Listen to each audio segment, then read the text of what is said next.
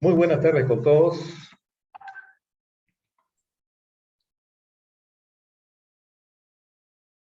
Tengo algunas fallas de cámara, pero bueno, mi nombre es Eduardo Paz, Hola. ya nos vemos. ¿Qué tal? Buenas tardes con todos. Les habla Eduardo Paz, gerente general de APECOSE. Hoy día tenemos el gusto de contar con su presencia en este webinar del beneficiario final y los principales aspectos para el cumplimiento oportuno de la aclaración 2022 y 2023. Como ustedes saben, el objetivo es dar a conocer los principales aspectos para el cumplimiento oportuno de la declaración de beneficios final 2022 y 2023, con el fin de prevenir y evitar contingencias tributarias para las empresas y representantes legales. Tenemos el honor de contar con dos expositoras de alto nivel y en primer lugar les presento a la doctora Indira Navarro, a quien le damos la bienvenida, socia principal y líder del área tributaria de Torres y Torres Lara Abogados. Ella es abogada por la Facultad de Derecho y Ciencias Políticas de la Universidad de Lima. Es máster en Tributación y Política Fiscal por la Escuela de Posgrado de la Universidad de Lima. Tiene estudios de especialización en política fiscal, tributación nacional e internacional, y es líder del área tributaria del estudio de abogados Torres y Torres Lara.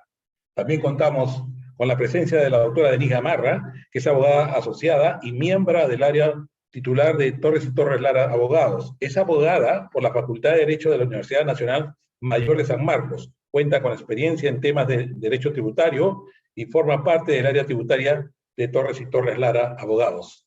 Sin más que decir, porque ya el protagonista no soy yo, sino nuestras expositoras, y solamente señalarles, por favor, que al finalizar la exposición de ambas doctoras, se podrán llevar a hacer las preguntas de rigor. Así que vayan anotando sus preguntas y dejándolas para el final de la exposición.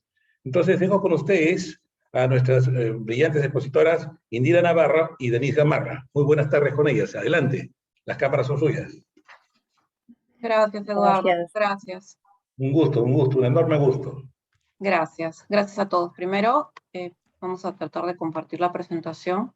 Ahí sí pediríamos si alguien nos confirma que todo está bien. Sí, está para poner en pantalla completa, Indira. Ya. Habría que poner pantalla completa nomás y queda listo. Ya, listo. Perfecto, perfecto. Gracias a todos. Buenas tardes.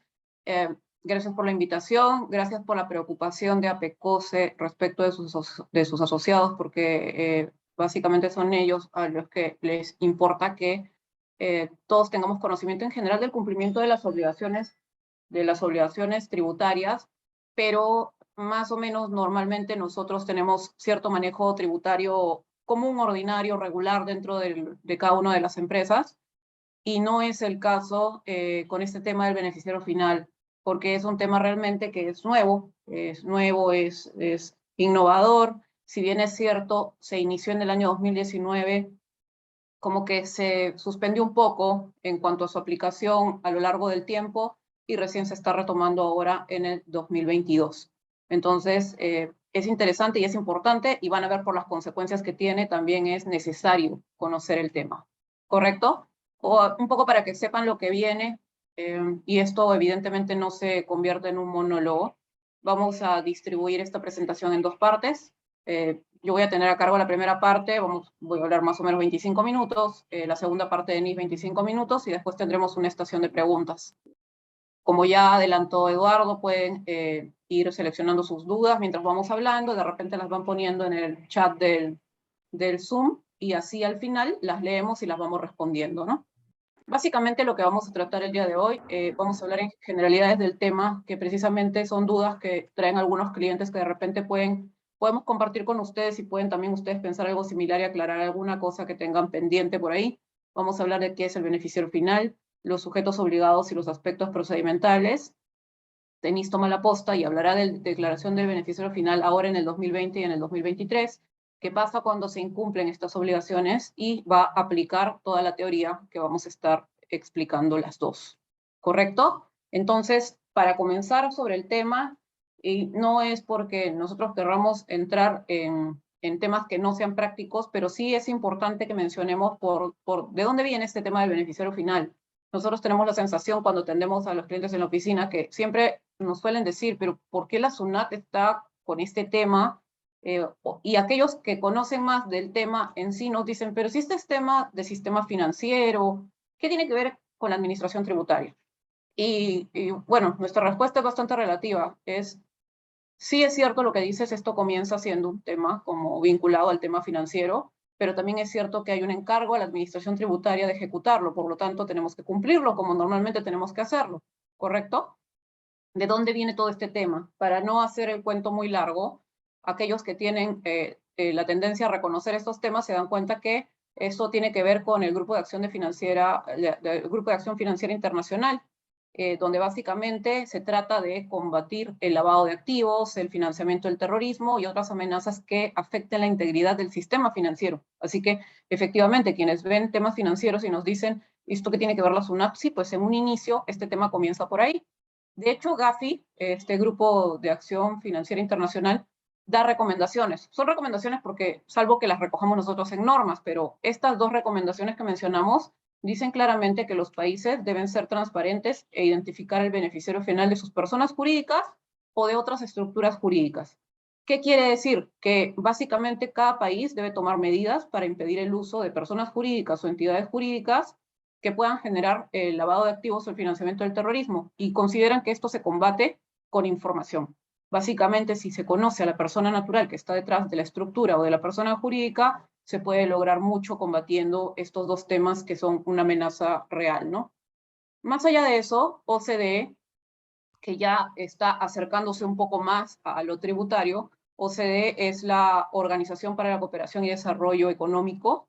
Hay países que forman este OCDE, esta organización. Perú no forma parte de OCDE, pero tiene la voluntad y está dando todos los pasos necesarios para llegar en algún momento a hacerlo. ¿Eso qué implica?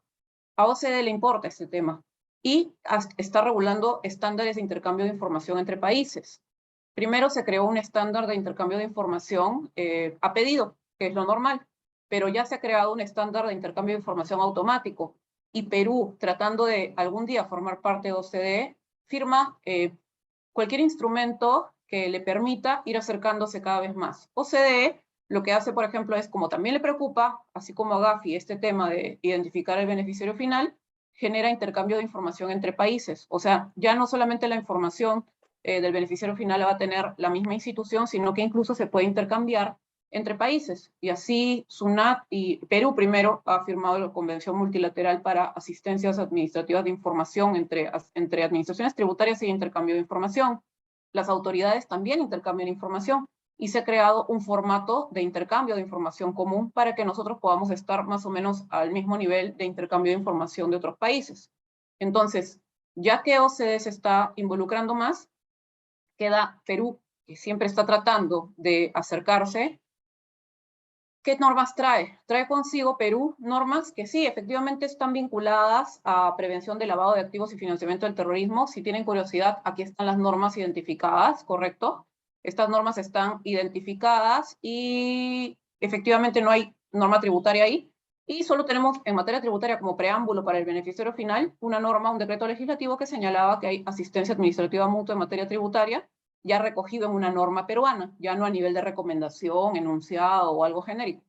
Y nos vamos acercando entonces al decreto legislativo 1372, que es el que regula el tema de beneficiario final y aparece en el 2019. ¿Para qué sirve este tema? ¿Por qué es importante este tema? Identificar al beneficiario final permite básicamente que las autoridades tengan acceso a la información vinculada a quién está, qué persona natural está detrás, como hemos dicho, de una persona jurídica o de un ente jurídico. Eso es básicamente en qué consiste todo esto que vamos a comentar a continuación. Tiene bastantes reglas, pero el fin último es encontrar a esa persona natural. ¿Para qué? Y ya aquí este decreto legislativo 1372, que ya es nuestra norma, donde aterrizan todos los conceptos que hemos mencionado. Primero, lo que ya sabíamos, que era luchar contra el lavado y el financiamiento del terrorismo, garantizar el cumplimiento de las obligaciones de asistencia administrativa mutua en materia tributaria, y finalmente se agrega que se va a tratar de fortalecer la lucha contra la evasión y la elusión fiscal. Y esto es importante porque sí se logra en base a la información, y eso ya es un mecanismo que ha sido probado en otros ámbitos. Entonces, a eso apunta. y se le da el encargo con este decreto legislativo en el año 2019 a la SUNAT de recopilar esta información con consecuencias muy importantes. Comenzamos diciendo esto porque vamos a poder ver con mucho detalle hacia el final, que las consecuencias de no cumplir con estas normas son importantes. Por eso es la preocupación de difundir este tema y las fechas de la declaración. Entonces, recapitulando ya en la norma, ya en materia, ¿quién es beneficiario final? Este 1372 trae dos supuestos consigo. Nosotros nos vamos a centrar en el primer supuesto. ¿Por qué? Porque este es el que regula y ha sido reglamentado por Economía y Finanzas, por las resoluciones de SUNAT, por los informes de SUNAT a lo largo de estos años, entre el 2019, 2020, 2021 y 2022. El decreto legislativo 1372 ha sido complementado con normas reglamentarias y con informes de SUNAT que son obligatorios para todos los funcionarios de la SUNAT. ¿Correcto? Y básicamente se refiere a la persona natural, como ya hemos dicho, que efectivamente posee o controla una persona jurídica o un ente jurídico. Poseer o controlar, dice la norma, pero en el fondo, cuando miremos las reglas, se van a dar cuenta que están hablando de propiedad o de control. Es decir, es beneficiario final la persona natural o que es propietaria de la entidad jurídica o de la persona jurídica, y si no es propietaria, que la controla. Ese es básicamente el criterio. Es un criterio bastante racional, si lo queremos ver así. Entonces, siempre vamos a buscar una persona natural. Nuestra búsqueda del beneficiario final no se puede agotar simplemente encontrando una persona jurídica. No basta buscar al accionista, al socio o quien está detrás de la persona jurídica de manera inmediata, porque puede haber alguien detrás y alguien detrás de ese alguien hasta poder encontrar a la persona natural. ¿Correcto? Entonces, como ya hemos dicho, es aquel o aquella persona natural que tiene la propiedad o el control. Y la propiedad y el control no puede ser solamente directo, como lo vamos a ver con más detalle a continuación. También puede ser a través de una cadena de titularidad, es decir, directamente y a la evidencia inmediata puedo no darme cuenta quién es beneficiario final y tengo que seguir buscando hasta encontrar quién realmente es el beneficiario final. Aquí tenemos dos columnas base.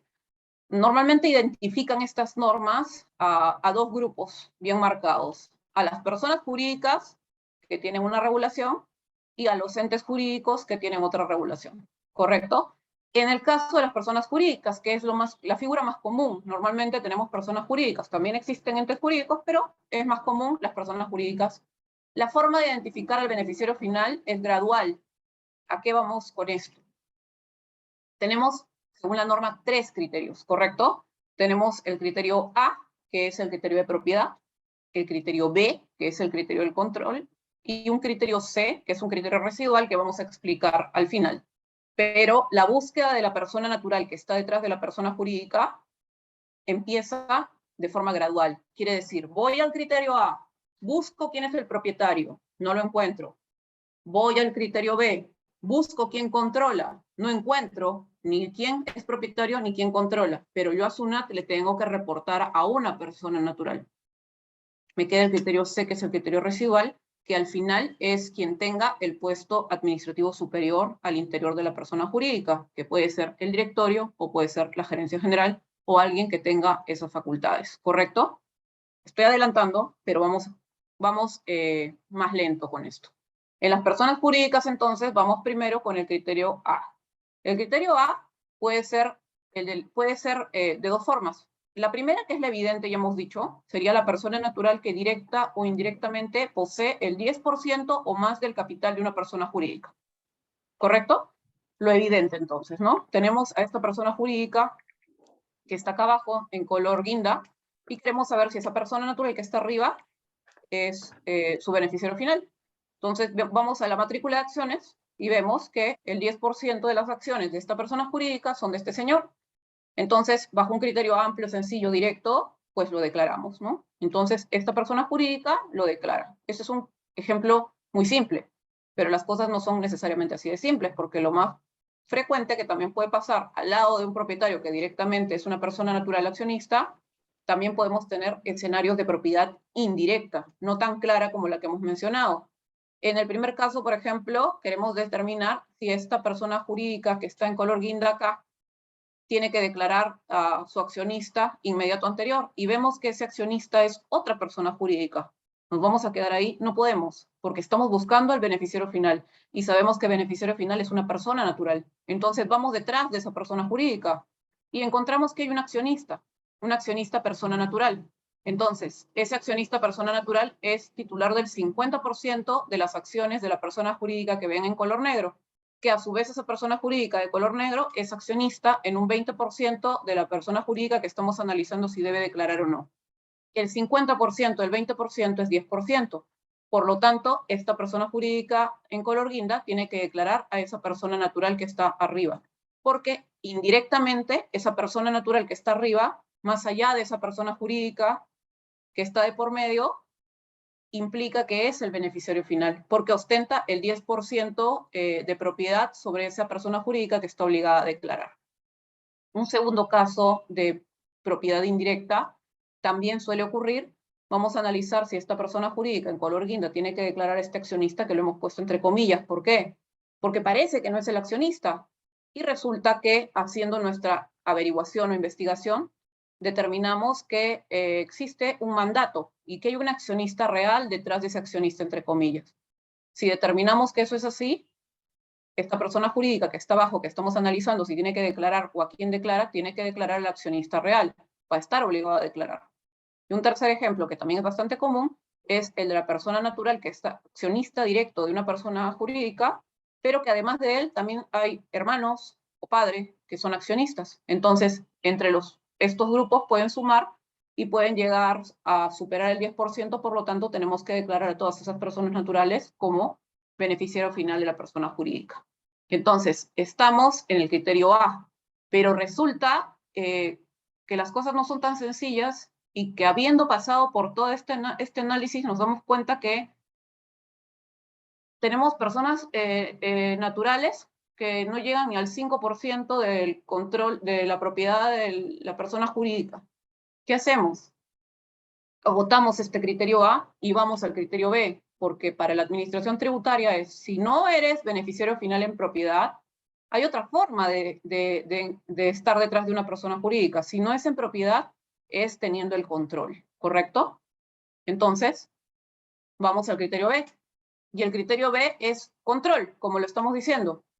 Llegamos a un momento en que no identificamos a personas naturales que superen el 10% de propiedad, pero yo tengo que informar. Yo a la administración tributaria no puedo no informarle, por lo tanto voy a buscar quién controla a esta persona jurídica.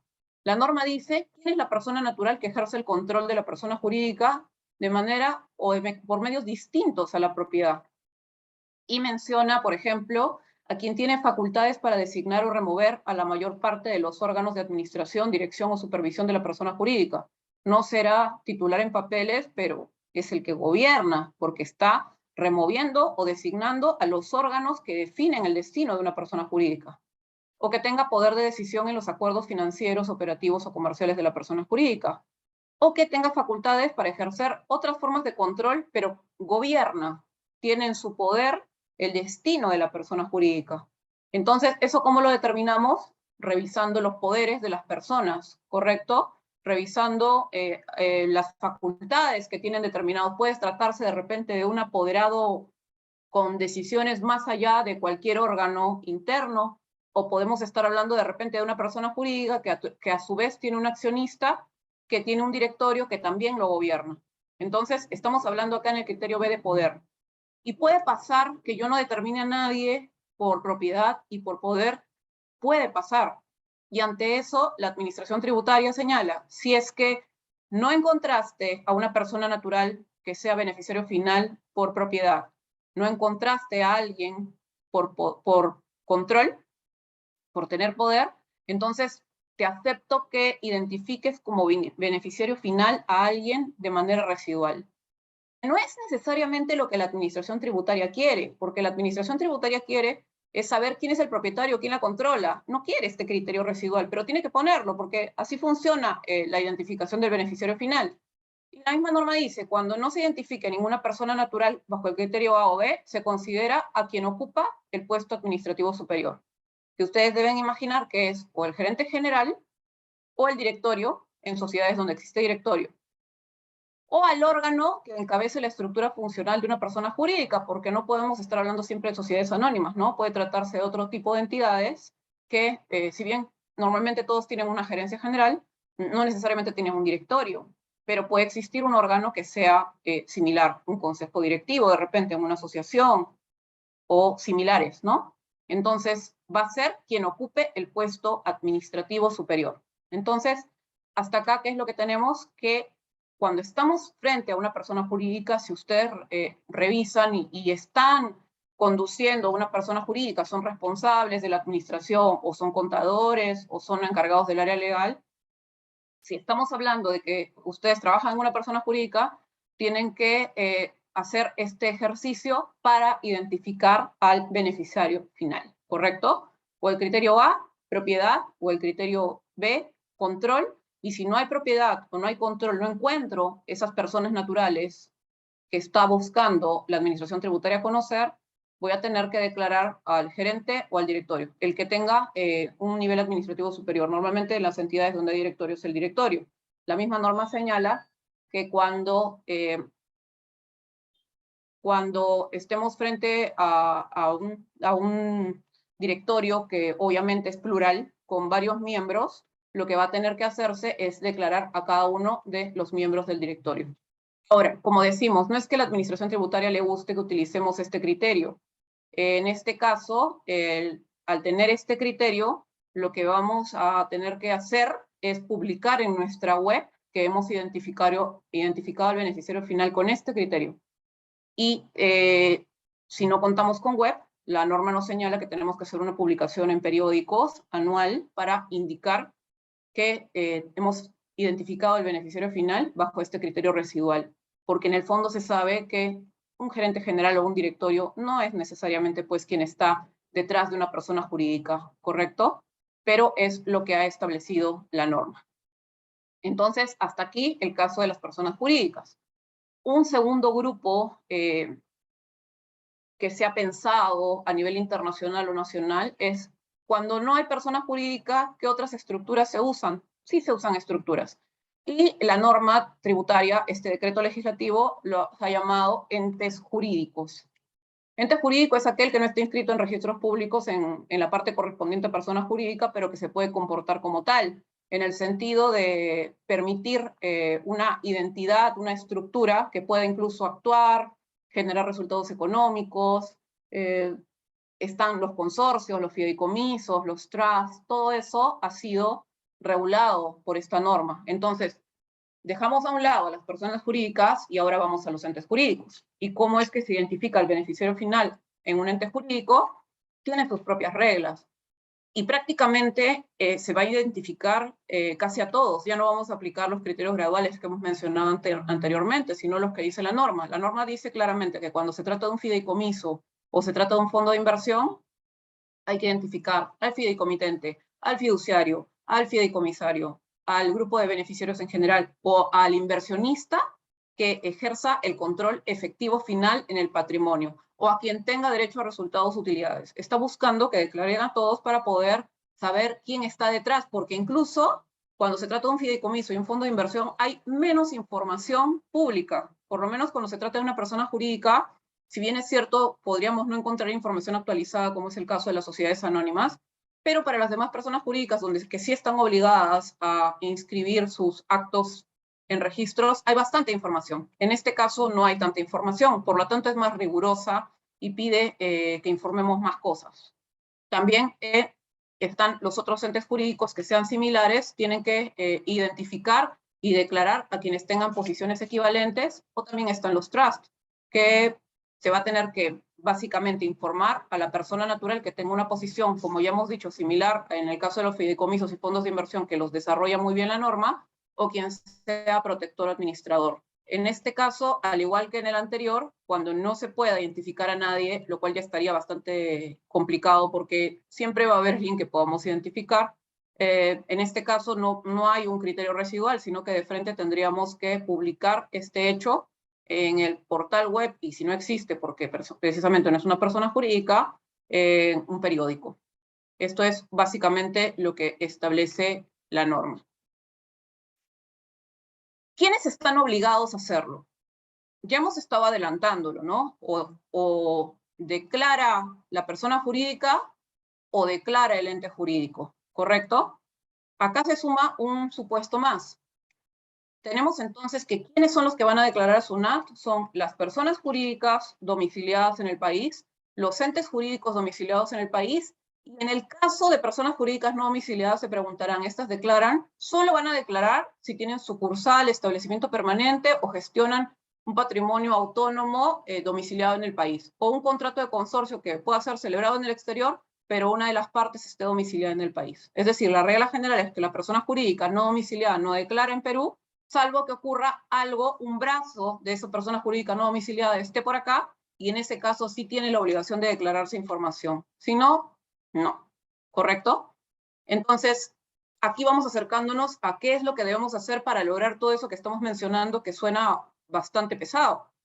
Hay que adoptar mecanismos, como cuáles. Por ejemplo, no es que la persona jurídica espontáneamente va a conocer toda la información de quiénes son sus beneficiarios finales. Evidentemente, hay que identificar, obtener, actualizar esa información. Hay que declararla, hay que conservarla, hay que guardarla, custodiarla, actualizarla siempre.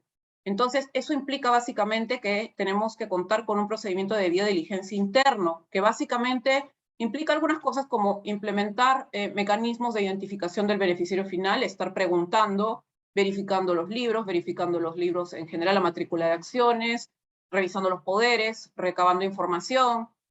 Hay que requerir y verificar los datos del beneficiario final. Y es importante que lo comencemos a hacer porque cuando lleguen a los cronogramas se van a dar cuenta que hay un grupo bastante grande de empresas que tienen que declarar en junio. Es en muy poco plazo, estamos hablando de ya días.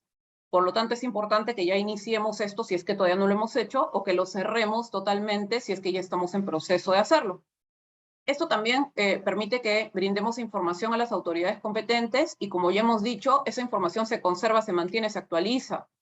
Si no lo hacemos, van a notar el momento de revisar las infracciones que podemos tener consecuencias bastante serias a nivel económico e incluso mayores porque en el afán de implementar este tema, la misma norma ha creado, la norma tributaria, una presunción de responsabilidad solidaria, y responsabilidad solidaria significa a nivel tributario que se le pueda cobrar la deuda a otro aparte del contribuyente, que, por ejemplo, si esto no se hace, el representante legal puede ser responsable solidario de la deuda tributaria de la empresa si es que no se cumple con esto. Ha sido la manera en que el legislador ha tratado de obligarlos a todos al cumplimiento de la presentación de la declaración jurada del beneficiario final cuando le corresponde.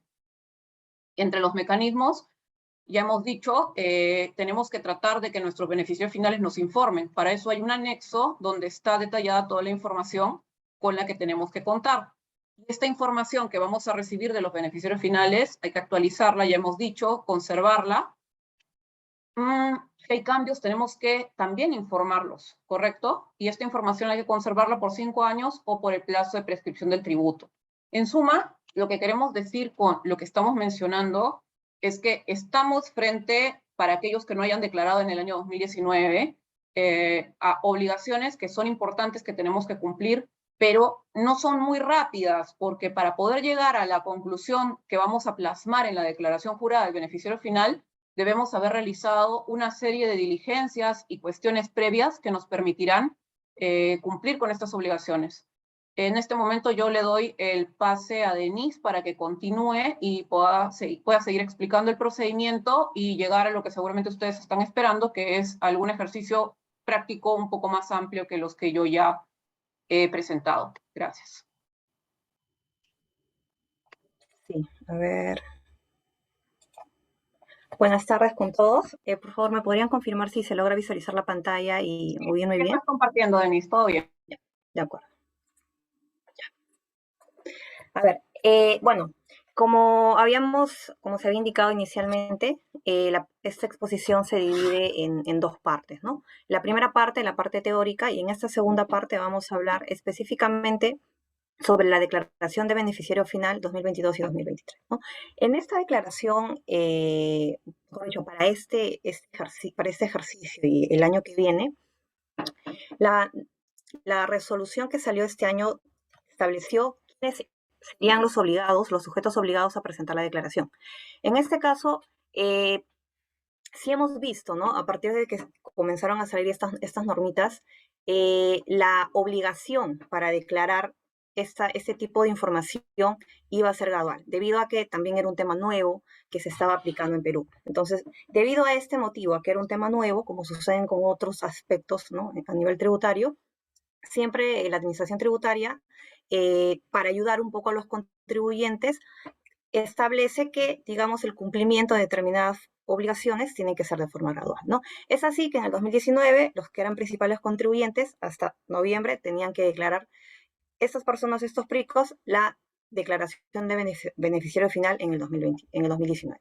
Ahora, para el 2022 y 2023, ha establecido otro grupo, ¿no? Otro grupo de sujetos que van a tener que presentar la declaración.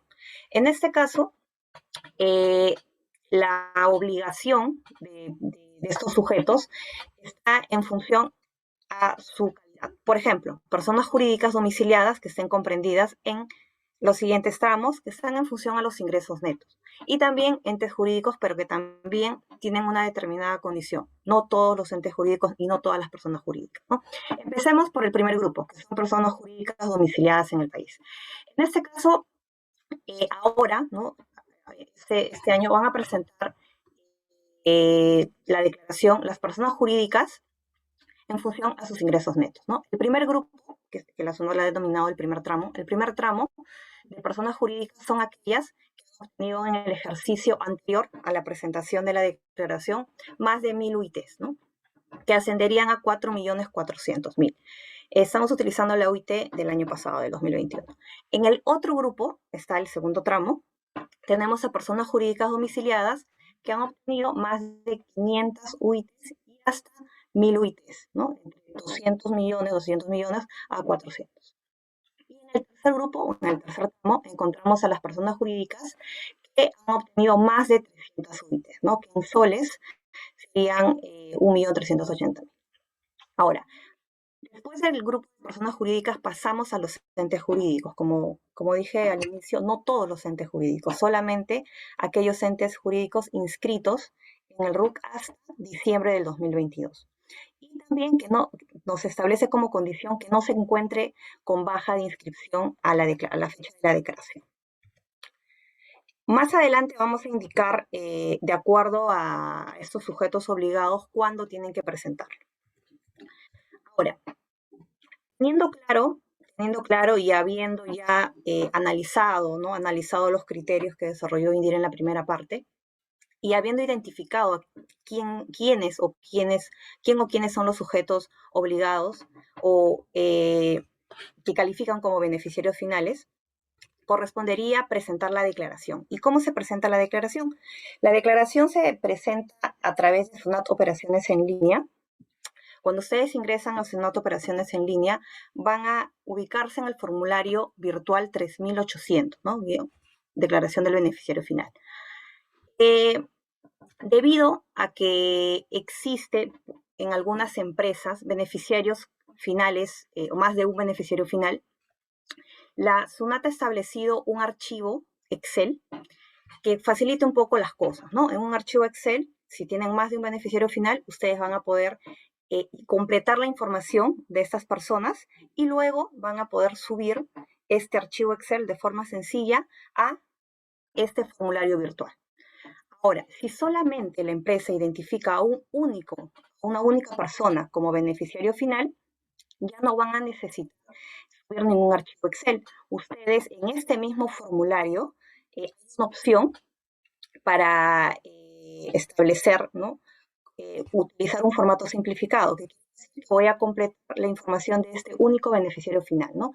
Es un poco más sencillo, no voy a tener que subir o completar previamente un archivo Excel que otros sujetos que sí han identificado a más de uno tendrían que completar. Entonces, cuando ustedes ya realicen la presentación de la declaración, ya sea utilizando un formato simplificado o completando un archivo Excel y luego lo tienen que subir a SUNAT Operaciones en Línea, el objetivo es que al final ustedes conserven, ¿no?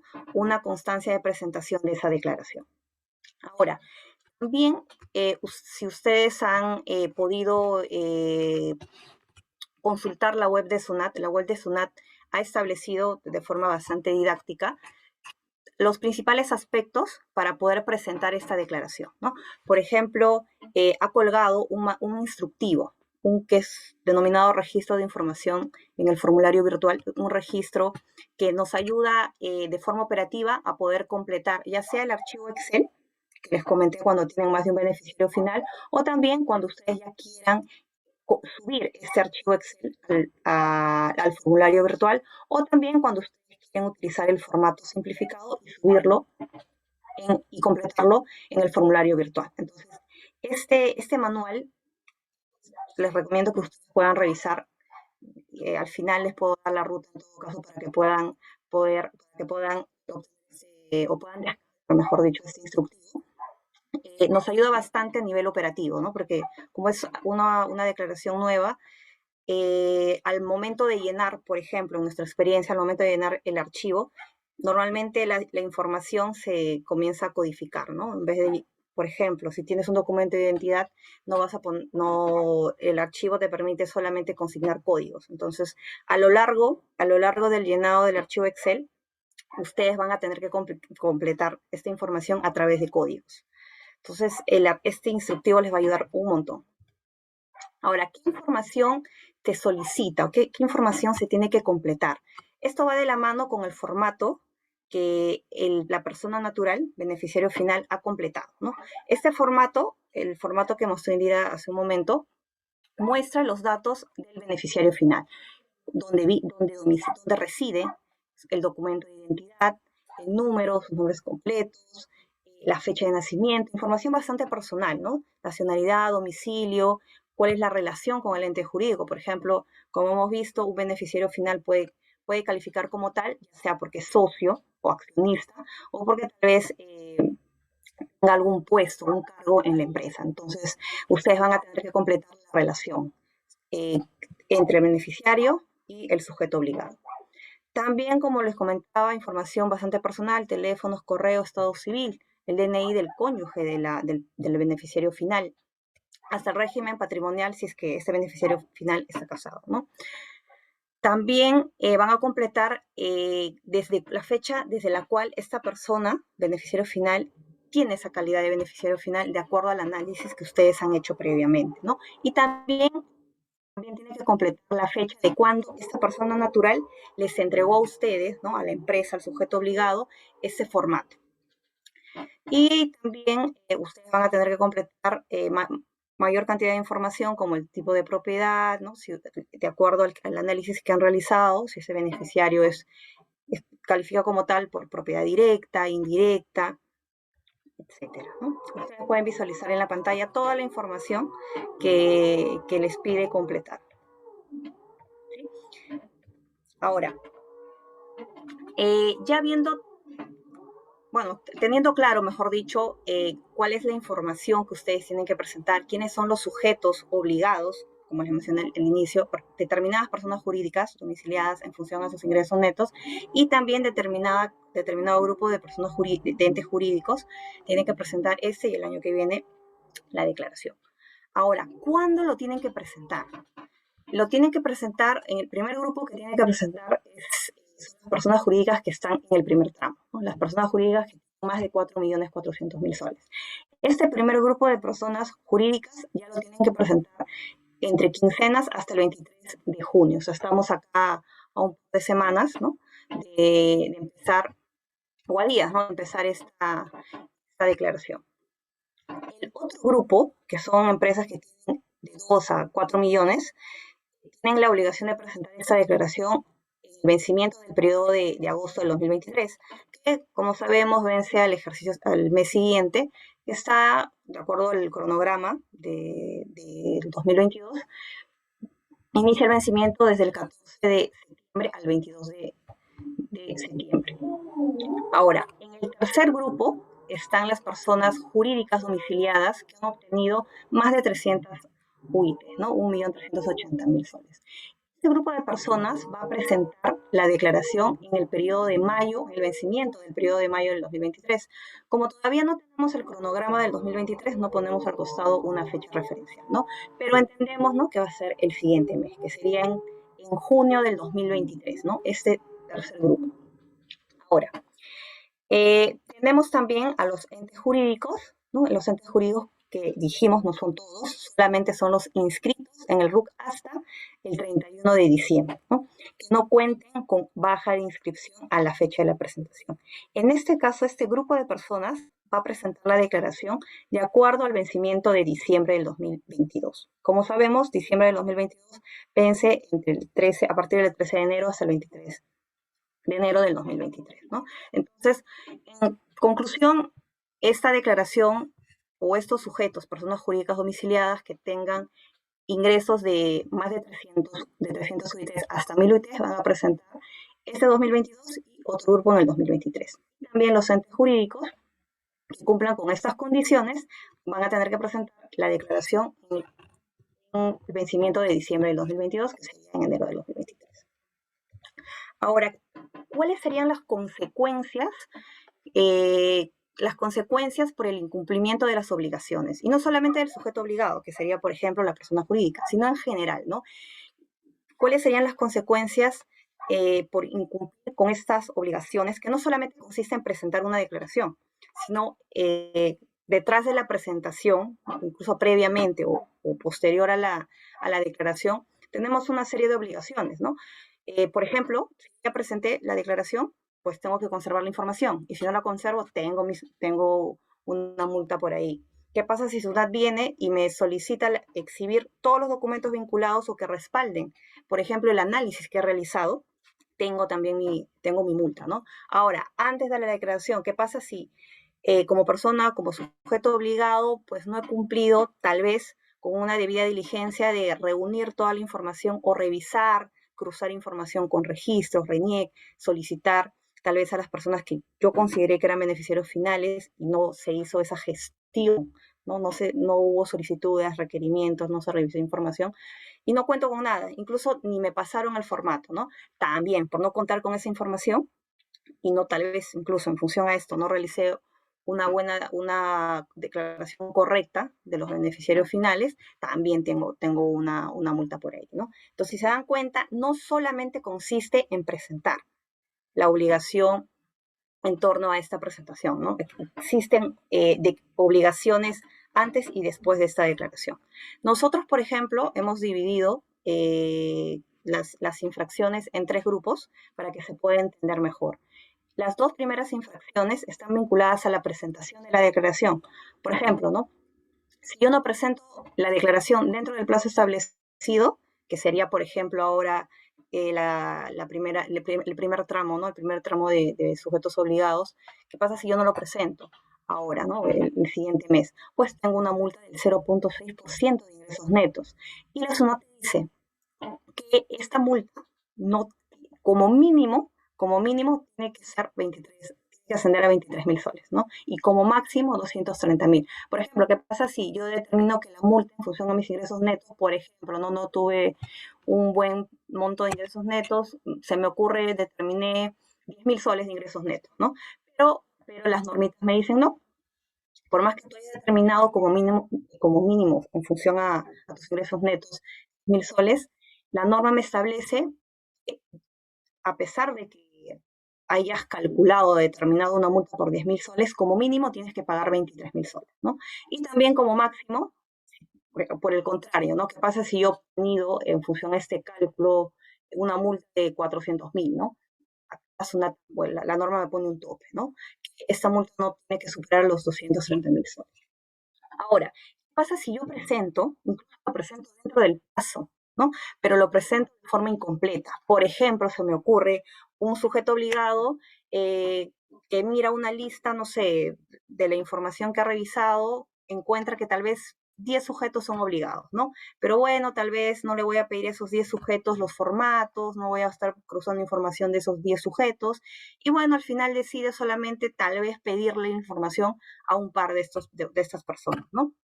Entonces, como no has cumplido con presentar la declaración de forma completa, es decir, tú debiste tal vez de requerir la información a estas 10 personas y solamente declaraste a 2, ¿no? Por este error. Es omisión, ¿no? Más que un error. En este caso, también serías tu multa. Como vemos, la multa es similar, sería 0.6% de los ingresos netos. Es decir, si tú no declaras o declaras de forma incompleta a los beneficiarios finales, tendrías una multa del 0.6%. Ahora, otro grupo de infracciones están relacionadas con el sustento, ¿no? Por ejemplo, documentación sustentativa que respalde, ¿no? el análisis que has realizado como sujeto obligado, por ahí el informe, un informe donde has realizado esta evaluación, correos, los formatos, ¿no? Los formatos tan importantes que tienen que contar incluso con una formalidad que es tener la firma notarial o consular. ¿Qué pasa si no cuento con esto? No lo conservo. Tengo mi infracción, ¿no? Que ascendería al 0.3%, que también tiene su mínimo, ¿no? 13.800 hasta un tope de 115.000. Lo otro también, la otra infracción también vinculada a la conservación de estos documentos, pero de forma magnética, ¿no? También no lo conservas de forma magnética, tienes una infracción similar de 0.3%. Por otro lado está el grupo de infracciones, que ustedes lo pueden visualizar, relacionadas a algún tipo de control de la administración, información o comparecencia ante la administración tributaria, que de todas formas va de la mano de todo lo que ustedes han venido realizando previamente, ¿no? ¿Qué pasa si yo oculto, destruyo información, no mantengo en condiciones, ¿no? Operativas esta información, no exhibo, no presento la documentación que respalde a estos sujetos que yo he declarado en ese formulario, no sustento la realización de procedimientos de debida diligencia, ¿no? Porque puede darse el caso de que en función al análisis que he realizado, pues yo llego a la conclusión de que no existe en esta empresa un beneficiario final y por ende declaro bajo el criterio residual, que es, por ejemplo, declarar a los miembros del directorio o a gerente general, ¿no? Por ejemplo. Entonces, si yo, por más que he realizado mi análisis, no lo tengo documentado, tengo mi infracción porque no tengo cómo probar ante la SUNAT el análisis que he efectuado, ¿no? Entonces, si ustedes se dan cuenta, en general, la infracción mínima es del 0.3% de los ingresos netos, ¿no? Y la otra infracción 0.6%. Esas son las infracciones, son infracciones bastante considerables que de alguna forma la administración tributaria ha buscado que a imponerte infracciones fuertes, que el sujeto obligado cumpla, ¿no? Cumpla con todas estas obligaciones. Ahora, la segunda consecuencia por incumplir con estas obligaciones es la configuración de la responsabilidad solidaria en los representantes legales, ¿no? En este caso, ¿qué pasa si el sujeto obligado no cumple con presentar la declaración dentro del plazo establecido? La SUNAT, en este caso, se encuentra facultada de iniciar, ¿no? un procedimiento de responsabilidad solidaria al representante. ¿Y qué significa esto? Significa que ahora la SUNAT tiene la facultad de no solamente cobrarle, exigirle el pago al sujeto obligado, ¿no? que sería la persona jurídica, por ejemplo, sino también al gerente, ¿no? que sería el representante o al apoderado, ¿no? La SUNAT tiene la atribución de ya no solamente cobrarle al sujeto obligado, sino también al representante. Entonces, por eso bastante ojo con las personas que puedan tener un cargo de representación de una persona jurídica, de un sujeto obligado, una persona jurídica en este caso, o ente jurídico, a efectos de que puedan cumplir con esta obligación y no caigan pues en el riesgo de que SUNAT iniciar en el futuro alguna atribución de responsabilidad solidaria y ustedes puedan verse también perjudicados, ¿no? económicamente. Ahora, unos casos que hemos desarrollado en función a la parte teórica, al análisis de cómo se llega a determinar los beneficiarios finales, vamos a verlo a continuación. Por ejemplo, tenemos a la Sociedad 1, una persona jurídica domiciliada en el Perú, ¿no? Esta persona jurídica domiciliada en el Perú cuenta con 3 accionistas. 2 accionistas, personas jurídicas, sociedad, que la denominamos para el ejemplo Sociedad A y Sociedad B. Y también cuenta, ¿no? con un accionista total. Cada uno con 20, 70 y 10% respectivamente del accionariado o del capital social de la Sociedad 1, ¿no? Ahora, a su vez vemos que estas personas jurídicas cuentan con accionistas personas naturales. Por ejemplo, la sociedad 1 cuenta con dos accionistas personas naturales, con 30% porcentaje de accionariado. La sociedad B con el 60, 30 y 10% de accionariado cada uno de estas personas que, ¿no? Vamos a hacer el análisis primero por propiedad directa, ¿no? Como ya hemos visto en la primera parte qué significa propiedad directa, vamos primero al ejemplo. En el ejemplo vemos que podría ser, ¿no?, un sujeto, un posible sujeto, un beneficiario final por propiedad directa, a la persona que posee directamente como mínimo el 10% de la sociedad 1. Entonces, vemos que existe acá una persona física o una persona natural directa. Y esta persona acá, que estoy mostrando, Alex, por ejemplo, Alex, como tiene el 10%, se calificaría como beneficiario final. Por otro lado, ya habiendo culminado con el análisis de propiedad indirecta, porque ya no vemos que exista otra persona natural, o otro sujeto, persona jurídica o física, nos vamos por la propiedad, vamos a analizar, ¿no? Vamos a seguir con el análisis de propiedad indirecta, ¿no? En este caso de propiedad indirecta, vemos que efectivamente contamos acá con dos sociedades, ¿no?, que pueden actuar como intermediarias, ¿no?, para poder yo llegar finalmente a mi beneficiario final. En este caso, primero vamos a analizar a Pedro, ¿no? Pedro es accionista de la sociedad A con un 70%, y a su vez la sociedad A es accionista del 20% de la sociedad A. Haciendo una operación matemática, ¿no?, llegamos a la conclusión de que, bueno, 70 por 20, 14% de accionariado de forma indirecta tendría Pedro, por lo que como mínimo, ¿no?, o más del 10%, en este caso 14%, se calificaría como beneficiario final. Luego tenemos aquí, ¿no?, Kevin, el 30% de la sociedad A, y a su vez esa sociedad A posee el 20% de la sociedad B. En este caso, haciendo el cálculo matemático, determinamos que Kevin tiene exactamente el 6%, lo que no calificaría como beneficiario final. Ahora vamos a la sociedad B, ¿no? La sociedad B, como el primer accionista, sería Félix, 60% de B, y B a su vez tiene el 70% de la sociedad 1. Entonces, con Félix vemos que Félix tiene, haciendo la operación matemática, el 42% de forma indirecta. Entonces, sí calificaría como beneficiario final. Luego tenemos a Raúl, ¿no? Raúl tiene el 70%, que a su vez tiene el 70% de la sociedad 1, haciendo la operación matemática, llegamos a determinar que Raúl tiene el 21%, ¿no?, de la sociedad 1 de forma indirecta, por lo que sí calificaría como beneficiario final. Y por otro lado, Alfredo tiene el 10% de la sociedad B, y esta sociedad B el 10%. Pero haciendo el cálculo, determinamos de que solamente tiene 7, ¿no?, menos del 10% que te requiere que te establece la norma, por lo que no calificaría como beneficiario final. Ahora vamos a otro ejemplo. En este caso por control, ¿no? Por control, como sabemos, un beneficiario final calificaría como control cuando esta persona natural, ya sea de forma directa, en este caso es indirecta porque está utilizando a una sociedad, ¿no?, por intermedio, tiene la facultad de designar o remover a la mayor parte de los órganos de la administración, o también tiene poder de decisión sobre los acuerdos financieros. En este caso, como José Pérez tiene esas facultades, ¿no?, de designar o remover a la mayor parte de los órganos de administración, esta persona calificaría como el beneficiario final de la sociedad 2. Ahora, ¿qué pasa? Cuando realizo el análisis de propiedad, no encuentro a una persona física, por propiedad directa, no encuentro una persona física, realizo mi análisis por propiedad indirecta, ¿no?, porque, por ejemplo, tengo accionistas, personas jurídicas, y tampoco encuentro personas físicas, sigo buscando, ¿no?, por propiedad, no encuentro. Luego me voy al análisis, al segundo criterio, que sería el criterio B. Busco a personas que podrían ser beneficiarios finales por control, ya sea directo o indirecto, y no los encuentro, ¿no?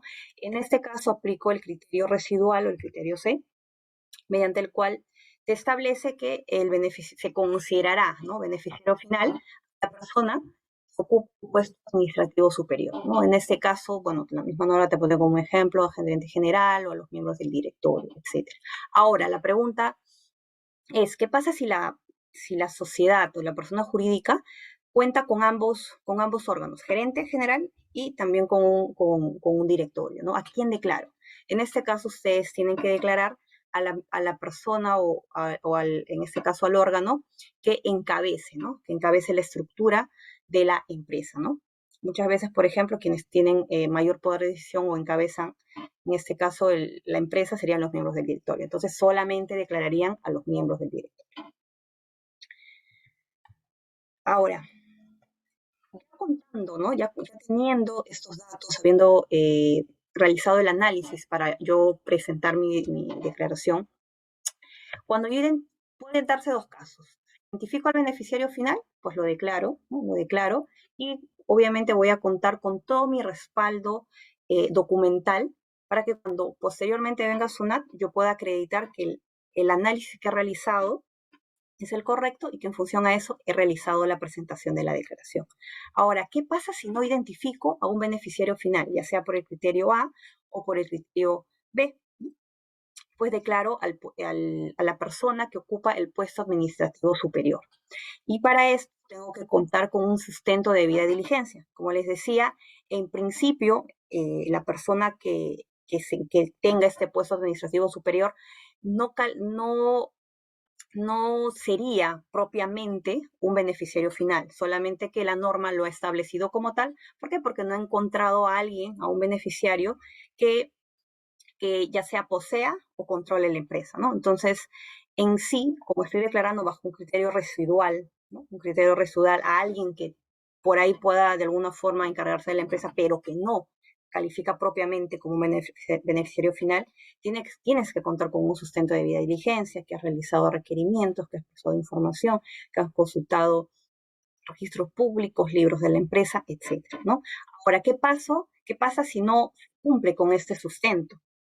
Pues hay una multa, las multas que les hemos mencionado, que ascienden desde 23.000 a 230.000 soles.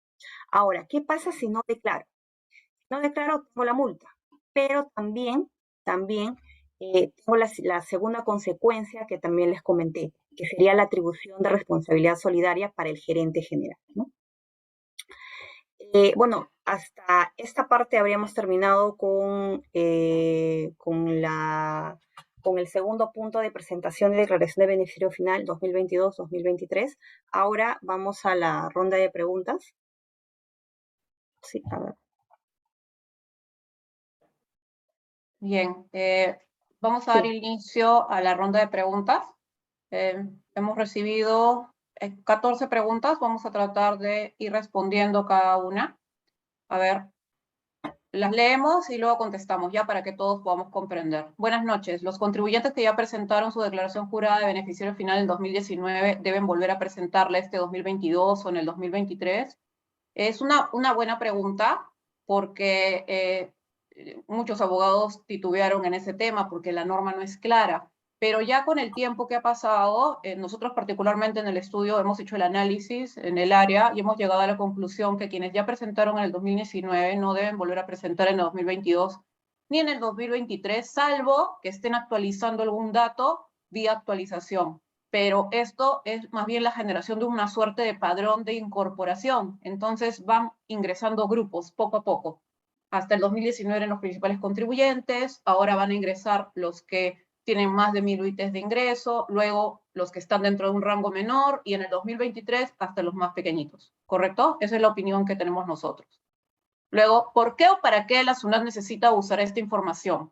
Es válida la preocupación porque estamos también en un contexto bien delicado, ¿no? Hay mucha filtración de información. Supuestamente la administración tributaria no tiene este padecimiento, pero las noticias de esta semana nos han dejado con preocupación y válida, ¿no? Porque es información bien valiosa, pero sirve en principio para lo que mencionamos, ¿no? Para lo que es prevención de lavado, prevención de terrorismo, cualquier tema que afecte el sistema financiero y, en principio, está tratando de lograrse este intercambio para evitar elusión tributaria. O sea, para aquello que uno no declara expresamente en sus declaraciones juradas, lo puede encontrar la administración tributaria en base a la información. Tercera pregunta. A ver, son los que tienen más del 10% y si son varias personas se declara todas o solo el que tiene mayor porcentaje. No, tenemos que declarar a todos los que tienen el 10% o más bajo el criterio de propiedad, no solamente al mayor. Por ejemplo, si tenemos una persona jurídica donde tenemos 4 personas o 3 personas que tienen 13%, las tenemos que declarar todas. Si tenemos una que tiene el 15%, también la incluimos, pero siempre que por propiedad se supere el 10%. ¿Los sujetos obligados a presentar la declaración a la SUNAT son los beneficiarios finales? No. En realidad, quienes están obligados a presentar la declaración a la SUNAT es, como hemos mencionado a lo largo de la exposición, o las personas jurídicas o los entes jurídicos, y en el caso de las personas jurídicas no domiciliadas, solo cuando tienen un pie en el Perú. Ejemplo, ¿no? Sucursal, establecimiento permanente, ese tipo de situación. Pero en general son las personas jurídicas domiciliadas o los entes jurídicos los que presentan. El rol del beneficiario final es el de proveer la información. Ese formulario que presenta Denise es básicamente el que tiene que presentar el beneficiario final a quien va a declarar que es la persona jurídica o el ente jurídico con esa información, porque como hemos dicho, si en este momento nosotros estamos administrando una empresa, nosotros no necesariamente tenemos toda esa información en nuestro acervo documentario, nos la tienen que brindar, y el mecanismo es todo lo que ha sido explicado. No se entiende bien el tema de propiedad indirecta, básicamente es lo que adelantábamos, ¿no? Hay un caso que es muy claro que es el de propiedad directa, es cuando abro la matrícula de acciones en una sociedad anónima o en una sociedad civil, me voy a registros públicos y miro quién es el que tiene la participación mayor. En el caso de la matrícula de acciones, busco quién claramente en la matrícula de acciones libre o matrícula de acciones está como propietario directo y agarro y tomo todos los que superan el 10% y los declaro. Pero las cosas no siempre son así de diáfanas, ¿no? Entonces tenemos que mirar varios supuestos cruzados, ¿no? Tenemos que ver si realmente el accionista es el accionista, lo cual vamos a descubrir a través de este procedimiento de debida diligencia que se ha explicado, o tenemos que ver si son familiares, tenemos que ver si se suman esos porcentajes, porque hay una presunción que señala que hay que sumarlos, ¿correcto? O si tenemos personas interpuestas en el medio, a veces hay holdings, hay sociedades distintas, incluso más allá de otro país, hay que seguir investigando. Tenemos que hacer todas las preguntas necesarias para tratar de identificar a quién es la persona natural que está detrás de la persona jurídica domiciliada o del ente jurídico domiciliado. ¿Qué implica realmente la responsabilidad solidaria mencionada? La responsabilidad solidaria, en pocas palabras, es que a otra persona la hagan pagar por la deuda de un contribuyente. Si esto le ponemos nombre, que la deuda de la empresa tenga que ser pagada por su representante legal, ¿correcto? Eso es el efecto de una responsabilidad solidaria. Y de manera indistinta, quiere decir que no es que por prelación primero la SUNAT va a la empresa y luego le toca la puerta al representante legal, no. Cualquiera de los dos, el que le parezca mejor, el que le parezca que sí va a pagar. Hay la norma, el Código Tributario, el artículo 16, tiene 13 supuestos de imputación de responsabilidad solidaria. El supuesto número 12 es este, que es básicamente que si la empresa no presenta y es el representante legal es el encargado de hacer esta presentación de cara a la administración tributaria, si no lo hace, puede tener esta consecuencia que es tan grande. Por eso es importante que tengamos y tomemos todos los recaudos como representantes legales, si lo somos, para que esto se cumpla y en estricto, porque no solamente estamos hablando de todas las multas que le puede pasar a la empresa, sino también hay algo que trasciende la empresa, ¿no? Que ya nos afecta si somos representantes legales en nuestra esfera patrimonial. Correcto. Denise, me parece que las siguientes son las tuyas y yo sigo viendo. Ya, de acuerdo. Sí, a ver, una consulta por acá. Si presento la declaración de beneficiario final fuera del plazo indicado, ¿la sanción tiene alguna gradualidad? Sí. Sí, no olvidemos que esta es una declaración informativa, ¿no? No estamos determinando algún tributo. En este caso, esa sanción o esta infracción, ¿no? Tiene una gradualidad del 100%, o sea, no pagarse una multa, pero hasta antes de que venga la SUNAT, ¿no? Si viene la SUNAT ya la gradualidad se reduce, pero en principio, si es que ustedes se pasan de la fecha, tal vez un día siguiente o un par de días, hasta antes de que SUNAT lo detecte, podrían acceder a una rebaja del 100%. Ahora, otra pregunta. Una empresa comprendida en cualquiera de los tramos, pero que se encuentra bajo un procedimiento o acuerdo de disolución, liquidación o quiebra, ¿está obligada a presentar la declaración de beneficiario final? Sí, por más que la empresa ya se encuentre pues finalizando, ¿no? Su vida societaria, por más de que pase eso, sí tiene la obligación el encargado de presentar la declaración de beneficiario final. ¿Y quién es el encargado? En este caso, el liquidador, ¿no? Si estamos frente o alguien es un liquidador, por ejemplo, tiene la obligación de presentar esa declaración jurada. A ver, otra consulta. Si la empresa tiene indicios razonables de la identidad del beneficiario final, pero este se niega a entregar el formato, ¿la empresa tendrá alguna sanción por no contar con dicho documento? A ver, si la empresa, si el beneficiario final se niega a entregarle este formato debidamente, pues, con la firma consular o notarial a la empresa no tendría una infracción por no contar, porque, digamos, no está en las manos de él contar con ese documento, pero sí la empresa tiene que sustentar que ha existido previamente un procedimiento de requerimiento, un procedimiento de análisis. Porque, por ejemplo, puede darse el caso de que yo, sujeto obligado, realizando un estudio en registros públicos, puedo identificar que esta persona tiene más del 10%, ¿no? Es accionista de más del 10%. Entonces, si esta persona no me entrega el formato, entonces yo no cumplo con la declaración. No, ustedes tienen que cumplir como sujeto obligado con la declaración, incluir a esta persona, por más que esta persona no les entregue el formato. Entonces, ustedes no tendrían, o el sujeto obligado no tendría una infracción por no contar con este documento, pero sí podría tener una infracción por no presentar, ¿no? Entonces, en ese caso, si es que un beneficiario final no les quiere proporcionar el formato, sustenten que esto ha pasado y, de todas formas, si ustedes, de acuerdo a su análisis, identifican que esta persona es beneficiario final, sí lo tienen que incluir en la declaración. Otra consulta. ¿Se encuentra obligado a presentar la declaración el ente inscrito en el 2022 que se encuentra con suspensión de actividades? Sí, porque la norma te dice que solamente te habla de la condición de baja, ¿no? No presentan los que tienen la baja al momento de la declaración. Entonces, si tienen suspensión, sí tienen que presentar. ¿Se incurre en alguna infracción si no incluyo en la declaración a todos los beneficiarios finales? Sí, como dije durante el desarrollo de la exposición, e incluso existe un informe de SUNAT que lo dice expresamente, y como sabemos, los informes de SUNAT son vinculantes en primera instancia ante los funcionarios de esa entidad. Un informe claramente te lo dice, ¿no? Una persona, un sujeto obligado tiene que analizar a todas las personas, ¿no?, que consideren que podrían calificar como beneficiarios finales. Si solamente has declarado a 2 y realmente tienes 10, ¿no? 10 beneficiarios finales, por ejemplo, tienes tu multa, ¿no?, por presentar de forma incompleta tu declaración.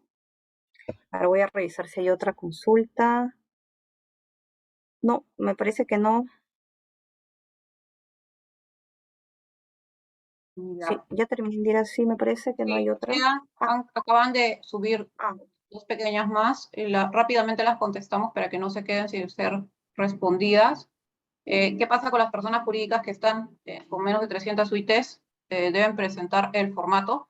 Bien, a ver, tratando de interpretar la pregunta, de repente va por ahí. ¿Qué pasa con las de menos de 300 UITs? Ya Denise dejó claro que presentan todavía el próximo año, en el 2023, en el cronograma de mayo, que es básicamente en junio.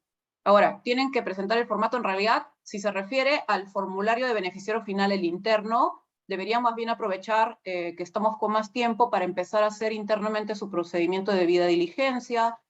Pueden empezar a llenar estos formularios, porque eso no es lo que tiene, eso puede hacerse antes de la declaración jurada del beneficiario final cuando la empresa está obligada. Y bueno, va dándose información suficiente para que cuando llegue el momento en que tengan que declarar, pues ya cuenten con toda la información. Pues todos, al momento de declarar, previamente han tenido que hacer su procedimiento de identificación de beneficiarios finales. Y la última pregunta que ha entrado el chat señala que si la empresa tiene directorio, declara a los 3 y al gerente. No porque la regla mencionada le llaman puesto administrativo superior, le ponen unas siglas, creo que es PAS, que quiere decir que declaras a quien tenga el puesto administrativo superior. Si es una sociedad que tiene directorio y gerente, tiene que declarar al directorio independientemente a cada uno de sus miembros, y al gerente general solamente se le declara como representante legal para efectos de la presentación de la declaración, pero no será beneficiario final si hay un directorio de por medio. Estas son todas las preguntas que han sido colocadas en el chat. Nosotras simplemente agradecerles a ustedes el tiempo, la buena voluntad, pese a la hora, pese a lo pesada de la materia, y agradecerle a Pecose, a Eduardo y a Iván por la amabilidad de convocarnos y de permitirnos compartir estos temas, ¿no? Muchísimas gracias. Gracias a todos también de mi parte. Y bueno, cualquier consulta no duden en contactarnos. Creo que el correo electrónico también se les va a brindar para que puedan ingresar por esa vía cualquier duda o consulta adicional, ¿no? Si por ahí quieren que les ayudemos con el análisis de beneficiario final, un caso práctico, también estamos a su disposición. Muchas gracias a todos. Las dudas o consultas las podemos escribir quizás en el grupo de WhatsApp de la asociación para que puedan ser transmitidas también aquí a las expositoras. Muchas gracias a todos. Buenas noches. Claro que sí, gracias Iván, gracias. Hasta luego. Gracias.